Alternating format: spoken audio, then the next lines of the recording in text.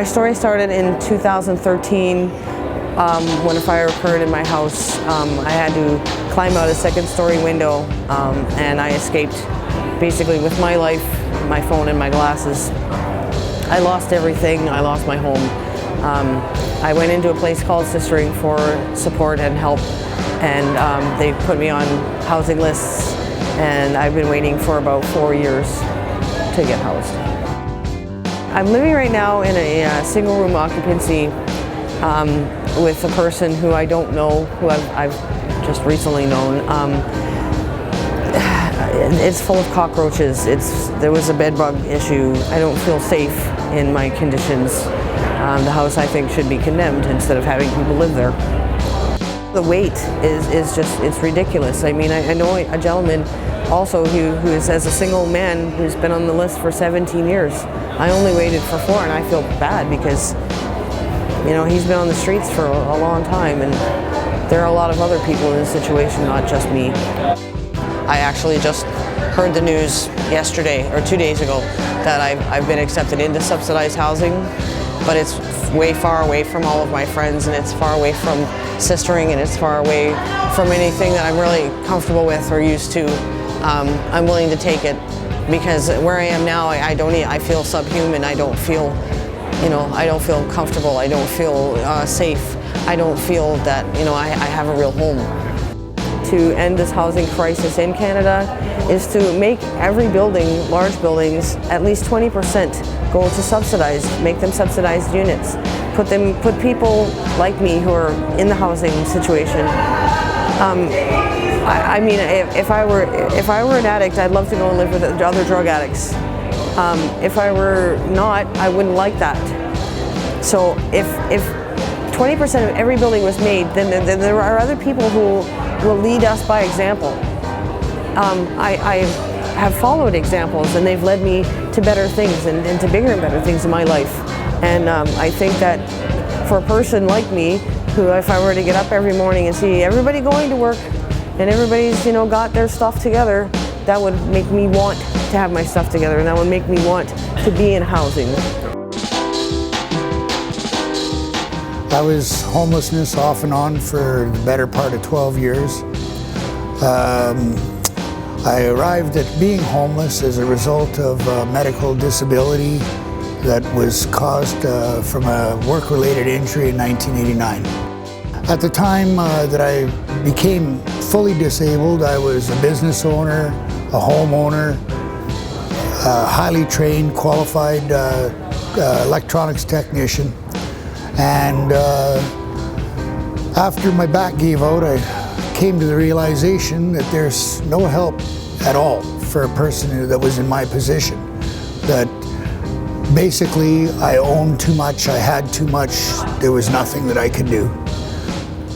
When you own a home and you have assets, there's nothing you can get for help. No welfare won't help you, nobody, nothing. You have to liquidate all your assets. And by the time I was in a position they were willing to help me, I had no home, I had nowhere to go, so out on the street. I spent 3 full winters outside because at that time I was having severe physical problems. I could not walk to and from a shelter. Being homeless is it's a pretty lonely feeling. It's endless days and days and days that you feel like you're standing on the outside and looking in, that you're not a valued member of society anymore. You're not wanted. People basically, they pretty much look down on you. So I did finally, I went to the Calgary Drop-In and Rehab Center, and I at first, thought, geez, I was wondering to myself, how long this nightmare would go on, because I had no way or means of seeing any light at the end of the tunnel. After about, about a month and a half, staff had decided that I would be a good candidate for their housing program. 52 days after I arrived at the drop-in center, I moved into my own apartment. I've been there now for 2 years, 2 months, and a number of days. My own personal viewpoint is that it would seem to me that the biggest part of homelessness would be eliminated if you prevented the homelessness from occurring in the first place.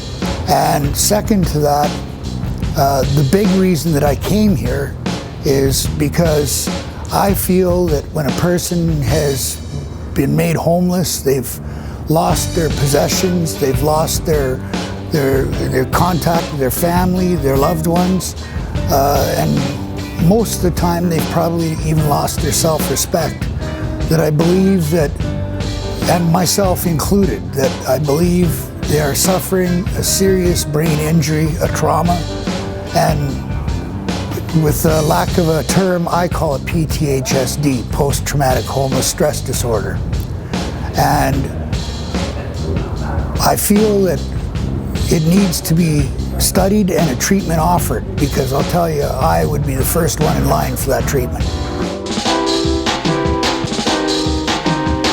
I'd experienced homelessness before, leaving abusive situations in my early 20s, but in 2013, my ex left me, and because of our living situation without being married and having no job at the time, I was on EI, I ended up really, really poor and couldn't afford the $900 for our rent every month. So I skimmed by for 6 months until I raised enough money crowdfunding so that I could get out of there. I got another apartment on my own, but the man who ended up renting and subletting the apartment in the basement tried to kill me. So I ended up in another shelter.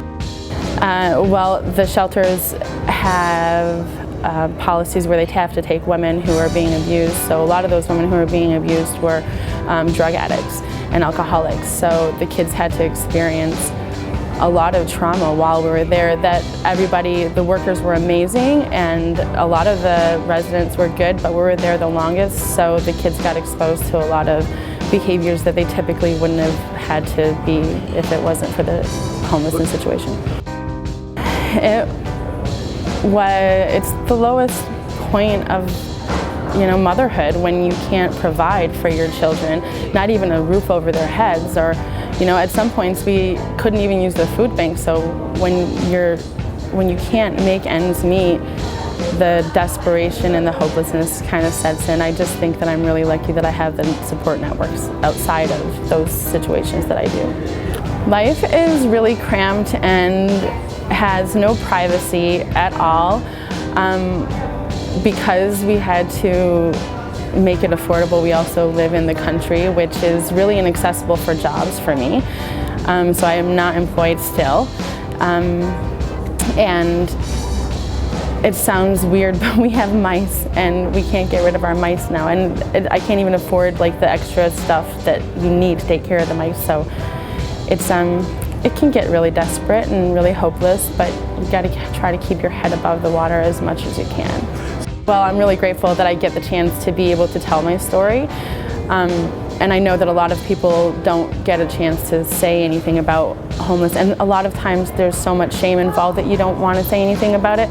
But I'd like to encourage everybody at the homelessness conference to go back and encourage other people to use their voice and to listen to the stories that happen to all of us. It's not just people who are, poor and drug addicts or marginalized in every other way. It can happen to anybody. You never know what's going to happen. So, encourage people to listen to stories, other people's stories.